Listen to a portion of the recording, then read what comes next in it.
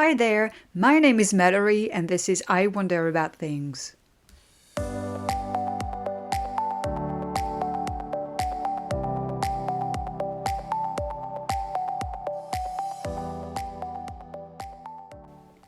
Welcome to this brand new podcast and thank you so much for hitting the listen button.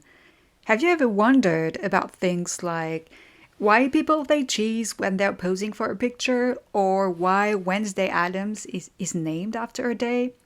I have, and I want answers. So every Wednesday, I'll sit down here at my desk and do my best to provide you with a great and informative podcast episode.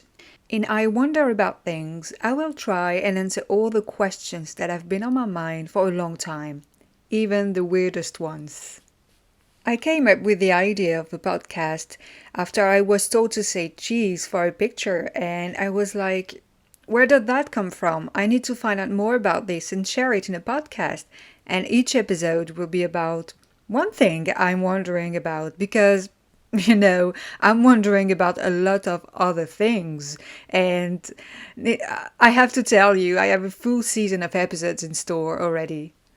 Before diving into today's episode, I should tell you something. English is not my first language, I'm French. But this podcast is a great opportunity for me to share things I wonder about and speak English at the same time, which are two things I love doing. So I may mispronounce words here and there or sometimes not use the right words, and I just hope you will forgive me for that. In case you missed last week's episode, I talked about how people with vision problems managed in the early days, or let's say I tried to, but I had a really great time recording my first podcast. It was so much fun. And you can still listen to it actually, as episode 1 is still available on different platforms. Now, are you ready for today's topic?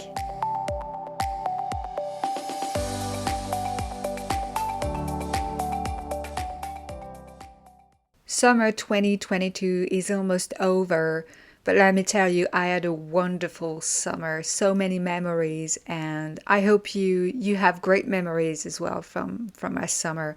It was really hot here in Europe, and we spent a lot of time swimming, just staying outside and relaxing, enjoying the sun, and enjoying our aperitifs too. Aperitifs. Interesting. And there I started to wonder, where does the practice of the aperitif come from? Why do most people consider it a symbol of the French art of living? And is the practice of the aperitif the same everywhere? Let's find out! Between friends, colleagues, after work, at the weekend, on holidays, we always have a good reason to have an aperitif. It's just, a moment of conviviality where everyone feels good and relaxed. And it's really considered a moment of human warmth, where people toast and exchange and even play games nowadays. I absolutely love the practice of the aperitif, but I'm wondering where it actually originates from and most of all, what makes it a French thing. Let me tell you, research for this episode was so much fun, and I did a lot of reading about it and find out that the word aperitif is actually French, and it's derived from the Latin aperire, which means to open. And so that makes sense, to open the appetite, and in this case, to open our digestive system to the coming meal. So in the French language in the 18th century, the word first appeared as an adjective. And to give you an example, Rousseau, the French philosopher, said milk must be almost aperitif. And that's so weird to use it as an adjective. And when the noun actually appeared in the Encyclopedia of Diderot, it was defined as a medicine that opens the pathways of elimination. Defined as a medicine. Medicine? We'll talk about that later. But first, we must answer that question. What makes an aperitif? Well, first, it's a drink, and the basic goal of an aperitif drink or cocktail is to get your stomach and palate ready and, stimulated before eating. Often, the aperitif drinks are dry, alcoholic drinks with a low alcohol by volume. And some can be sweet, but sweet drinks can be an appetite suppressant as opposed to dry drinks, which stimulate the appetite. So, aperitifs can be categorized into several beverage groups. You've got the wine and sparkling wine, vermouth and other herb tinctures. You've got fortified wine and other various distilled beverages, and cocktails, of course. So we must say that there is no single alcoholic drink that is always served as an aperitif, but I can testify that in France, where I live, one of the most popular aperitifs that people choose in bars and restaurants is sparkling wine. As far as I am concerned, for years, my favorite aperitif cocktail was the Cure, and I don't know if you've ever heard about it, but it's a cocktail made with a bit of blackcurrant or another flavored liqueur, like raspberry or peach, topped up with white wine. And you can replace the white wine by champagne too, and then you name it Kir Royal. Apparently, it's typically French. You know, every region and country has its own traditions when it comes to aperitif. It can be sherry, vermouth, pastis, and I'm thinking of the ouzo as well in Greece. Now, let's develop more about the history of the aperitif. We have to go back a long way to find the first people to have an aperitif. Already in ancient Egypt, people used to share a few dates and dried fruits while drinking a warm beer at the end of a working day.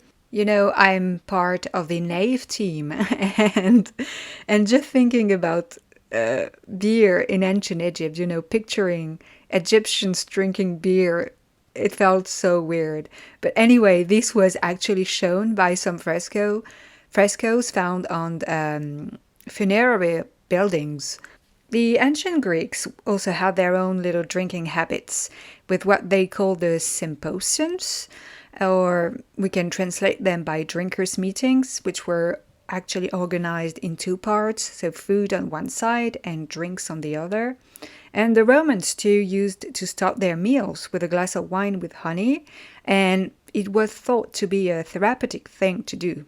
However, one of the oldest evidence of the existence of the word aperitif dates back to the 5th century, when a Christian ascetic said, people, quote, people who wish to discipline the sexual organs should avoid drinking those artificial concoctions which are called aperitifs, end quote. Well, that says a lot already, don't you think so?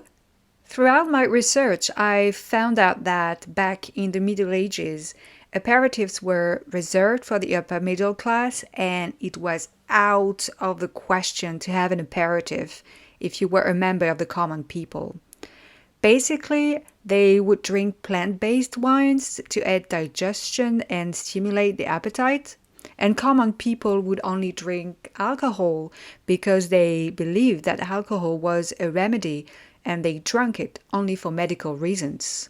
It was also in the Middle Ages that the toast before eating came into the scene. At the time, you know, attempts at poisoning were very common. So, in order to check that the people around the table had not poisoned any glass, they would clink them vigorously, looking straight into each other's eyes. And if poison had been mixed into a drink, the impact would cause a few drops to spill into the poisoner's glass, and he had to look away to check that no drops had landed in his glass. And if he was caught in the act, the victim would understand that his companion had tried to murder him.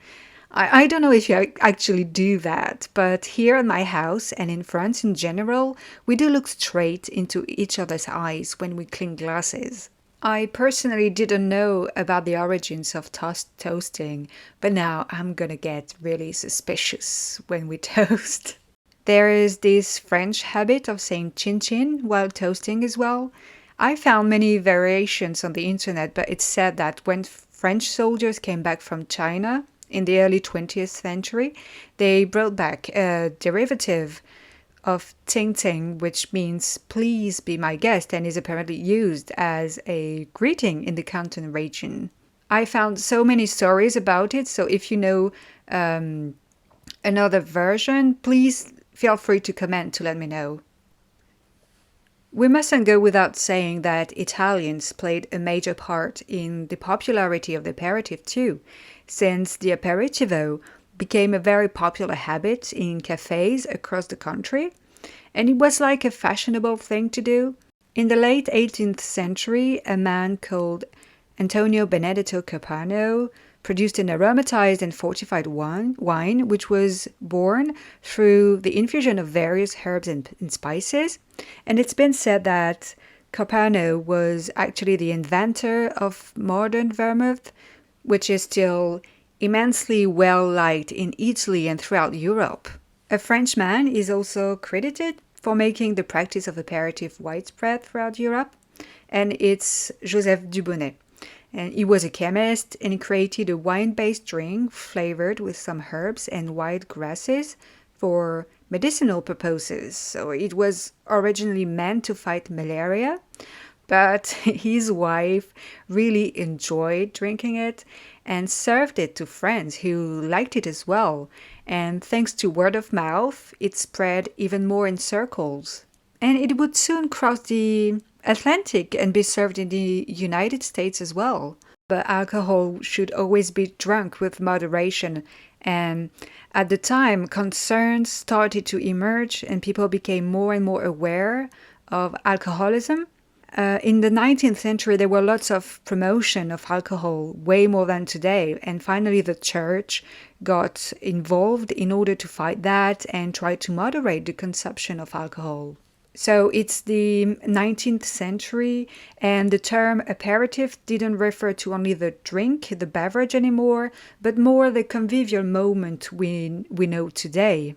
Indeed, it started to get a more social and convivial connotation, and working class went to the cities during the Industrial Revolution, and they would gather in bars and cafes to share drinks, which helped them connect and make new friends far from their homes. Then the aperitif developed a really bad reputation after World War I. People would drink for pleasure and I guess to forget about the Great War too, and it would get pretty messy. The aperitif lost some of its appeal and developed sort of a negative connotation, socially speaking. Harsh legislation would be imposed too. Remember the prohibition in the United States. And it wasn't until the 1960s that drinking became socially acceptable again.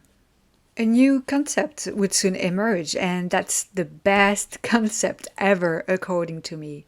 It's the dinner aperitif, or when the aperitif turns into a meal. Needless to say, I do that a lot. Wine and little snacks such as carrot sticks, cherry tomatoes, tapenade toast, or guacamole with tortilla chips, rillette, or let me think, avocado verines, some cold meats. According to a study, 89.3% of French people regularly organize an aperitif, and 63.6% of them prefer an aperitif dinner to a traditional dinner. So I'm definitely in the 63%. What about you? I'm really curious to know about your practice of the aperitif. I have one last thing to share, and it's an anecdote. The practice of aperitif is so popular in France, and one day I was at a friend's house and we were having an aperitif, and the kids were together in the playroom, and when we checked on them, they were all sat at their small table.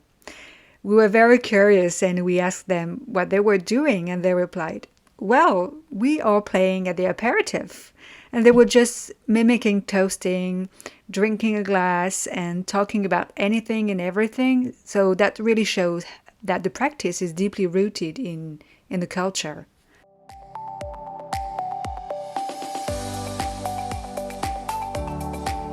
Before closing this episode, I would like to say that I am no expert. I just did my own little research, did a lot of reading, but if I'm wrong about some of the facts I mentioned in this episode, it wasn't intended at all, and I aim to be as informative and close to the truth that I can. Also, remember, excessive drinking is dangerous for the health, and alcohol should be drunk with moderation. And alcoholism can be treated, and you can easily find programs that use both counseling and medication to help a person stop drinking. Thank you so much for listening to episode 2 of I Wonder About Things. If you liked it and want to support me, I would highly suggest you hit the subscribe button so you can listen to the podcast anywhere, anytime, and not miss any notifications. Now, I really, really can't wait to record next week's episode. See you next Wednesday. Have a wonderful day. Goodbye.